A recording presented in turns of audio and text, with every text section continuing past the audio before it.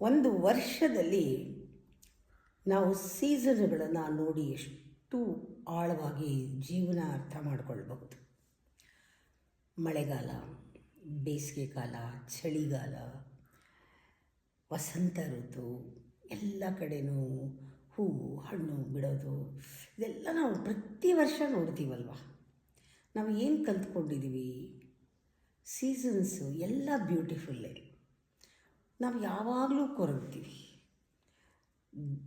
ಗಿಡದಿಂದ ಎಲೆ ಉದುರಿದ್ರೂ ಸಂಕಟ, ಬಿಸಿಲು ಜಾಸ್ತಿ ಇದ್ದರೂ ಸಂಕಟ, ಚಳಿ ಆದರೂ ಸಂಕಟ, ಮಳೆ ಬಂದರೂ ಸಂಕಟ. ಪ್ರಾರಂಭದಲ್ಲಿ ಅಂತೀವಿ, ಆಮೇಲೆ ಇಲ್ಲ.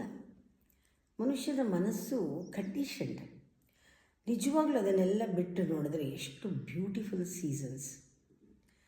ಆ ಸೀಸನ್ ಚೇಂಜ್ ಆಗ್ತಾ ಅದರ ಮೂಲಕನೇ ಅಲ್ವಾ ಎಲ್ಲ ಹೊಸ ಕ್ಷಣಗಳು ನಮಗೆ ಹೊರಗಡೆ.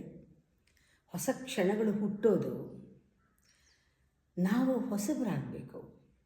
ಪ್ರತಿ ಕ್ಷಣ ನ್ಯೂ ಹೊಸ ಕಣ್ಣು ಅಂದರೆ ಹೊಸ ದೃಷ್ಟಿ, ಹೊಸ ಮುಖ ಅಂದರೆ ಹೊಸ ದರ್ಶನ, ಹೊಸ ಭಾವ, ಹೊಸ ಹಾಡು, ಅದರಲ್ಲಿ ಹೊಸ ರಾಗ, ಹೊಸ ಕತೆ, ಏನೋ ಟ್ವಿಸ್ಟು. ಚಳಿಗಾಲದಲ್ಲಿ ಮೈಕೈ ನೋವು, ಬೇಸಿಗೆಯಲ್ಲಿ ಇನ್ನೇನೋ ಒಂದು ಅನುಭವ. ಹಳೆಯದು ಎಂದೂ ಕುರೂಪ ಅಲ್ಲ, ಅಗ್ಲಿ ಅಲ್ಲ. ಹೇಗೆ ನಾವು ಹೊಸದನ್ನು ಬ್ಯೂಟಿ ಅಂತೀವಿ, ಹಳೆಯದು ಯಾವತ್ತೂ ಓಲ್ಡ್, ಯಾವತ್ತೂ ಅಗ್ಲಿ ಅಲ್ಲ.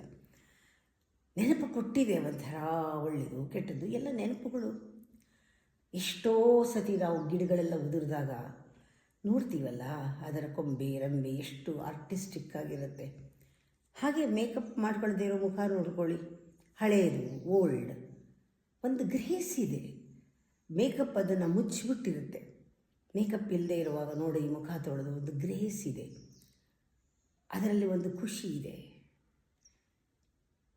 ಮಾಯ ಮುಚ್ಕೊಂಡಿದೆ, ಮೇಕಪ್ ಮುಚ್ಚಿರುತ್ತೆ. ಎಷ್ಟೋ ಸುಕ್ಕುಗಳು ಕಾಣುತ್ತೆ. ಎಷ್ಟು ಸೀಸನ್ಸ್ ಆಗಿದೆ, ಎಷ್ಟು ಅನುಭವಗಳಾಗಿದೆ, ಎಷ್ಟು ಮೆಚ್ಯೂರಿಟಿ ಇದೆ, ಎಷ್ಟು ಬೆಳವಣಿಗೆ ಇದೆ, ಎಷ್ಟು ಬದಲಾವಣೆ ಇದೆ. ಅದು ಪ್ರತಿಯೊಂದು ಹೊಸದಾಗಿದೆ. ಆಕ್ಸೆಪ್ಟ್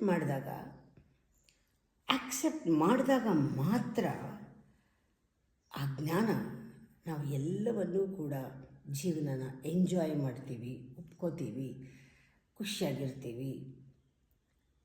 ಹಳೆದು ಹೊಸದು ಮೀರಿ ನೂತನವಾಗಿರುವ ಒಳಗಡೆ ಅದನ್ನೆಲ್ಲ ನೋಡ್ತಾ ಇರೋ ಸಾಕ್ಷಿ ಆಗ್ತೀವಿ ನಾವು.